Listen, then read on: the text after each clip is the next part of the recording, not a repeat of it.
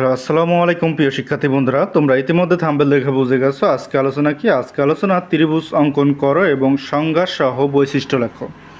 তাহলে ত্রিভুজ অঙ্কন এবং সংজ্ঞা সহ বৈশিষ্ট্য আমরা দেখব। দেখো ইতিমধ্যেই তোমাদের এখানে দেওয়া আছে এ বি সি।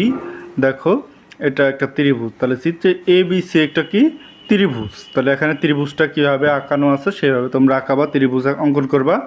আমরা ত্রিভুজের তিনটি কোণ নাম দিয়েছি, যার নাম দিয়েছি একটা এ, একটা বি, একটা সি। তাহলে চিত্রে এ বি সি একটা ত্রিভুজ। তাহলে এটা হলো ত্রিভুজ, কীভাবে অঙ্কন করতে হবে সেইটা, এটা হলো ত্রিভুজ। প্রিয় শিক্ষার্থী বন্ধুরা, এখন আমরা দেখব সংজ্ঞা এবং ত্রিভুজের বৈশিষ্ট্য। তাহলে দেখো প্রথমে সংজ্ঞা। তিনটি সরল রেখাংশ দ্বারা সীমাবদ্ধ ক্ষেত্রকে ত্রিভুজ বলে। তাহলে তিনটি সরল রেখাংশ দ্বারা সীমাবদ্ধ ক্ষেত্রকে কি বলে? ত্রিভুজ বলে।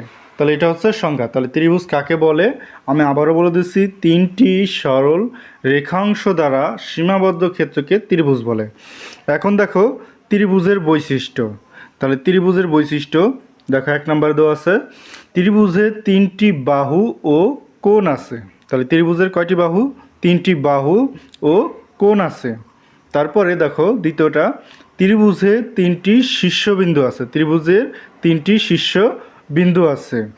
তিন নম্বরটা, ত্রিভুজের তিন কোণের সমষ্টি 180 ডিগ্রি। তাহলে ত্রিভুজের তিন কোণের সমষ্টি 180 ডিগ্রি।